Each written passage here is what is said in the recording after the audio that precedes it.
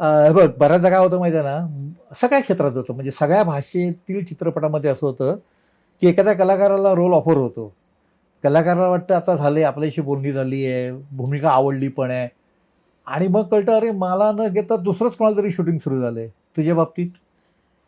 नाही, मला असं नाही अनुभव आला. अच्छा. कारण का माहिती आहे, एक तर मला फार ऑफर आल्याच नाहीत. हां, एक तर मी म्हटलं ना, की गंमत-जंमत करतानाच मी लग्न केलं. हां, त्यामुळे तो पण एक ड्रॉबॅक झाला. हां, हां, ताबडतोब लग्न झालं. हां, बरं त्यानंतर अजित बिझी झाल्यामुळे वर्षभरातच आय गॉट चाइल्ड. हां, तर तो पण एक ड्रॉबॅक झाला हां, हां, लगेच. हां, आणि मला घरातनं तशी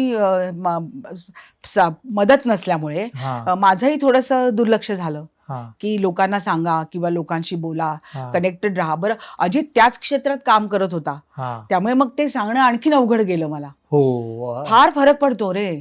आणि आपले संस्कार असे असतात ना, हां, की आपण नाही लोकांकडे जाऊ शकत, की मला हां, काम द्या हां, किंवा अरे मला का आणि ते कसं गोड बोलायचं ते नाही समजत मला.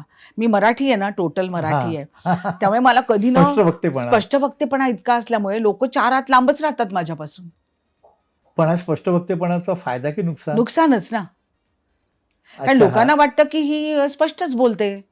हां, म्हणजे मला अशा लोकांना टाळतातच ना लोक. हां.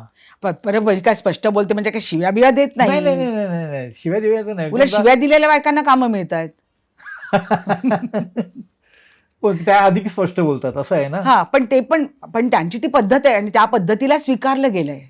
हां, त्यांचं पर्सनॅलिटी स्वीकारली गेली हां, ती आहे. पर्सनॅलिटी त्यांची स्वीकारली गेली आहे. हां, हां, हां, हां, हां. माझ्या बाबतीत काय झालं, की अजितच्या नंतर तर मी आणखीनच जरासं म्हणजे आणि सगळ्यांना वाटायचं हिला काय गरज आहे? आता काय गरज आहे? हां. इव्हन आमच्या वडिलांना वाटलं. अच्छा. हां, हां, की काय गरज आहे आता? हां, मी म्हटलं माझ्या मनात आलं, "अरे, तुम्ही स्वतः कलाकार आहात. हां, असं कसं तुमच्या मनात येऊ शकतं? हां, उलट तुम्ही प्रोत्साहन द्यायला पाहिजे, हां. की नाही तू काम कर." नाही तसं मला मिळालं प्रोत्साहन. ते पण एक रिझन आहे.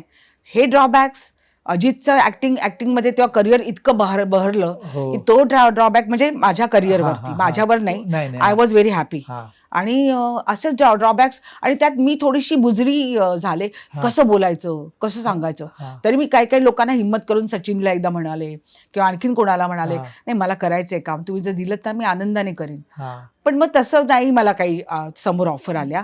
आणि मग आणखीन दुसरा एक मुद्दा असा होता ना, की त्या काळात एकदा तुमच्यावर छाप पडला काळ्या रंगाचा. हां.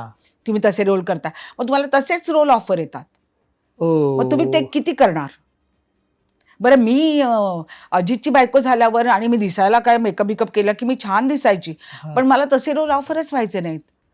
हो. त्यामुळे पण एक फरक पडला. मराठी मनोरंजन सृष्टीमधील मालिका, चित्रपट, नाटक तसेच कलाकारांबद्दलच्या नवीन अपडेट्स जाणून घेण्यासाठी नक्की सबस्क्राईब करा इट्स मज्जा मराठी या आपल्या नवीन यूट्यूब चॅनलला.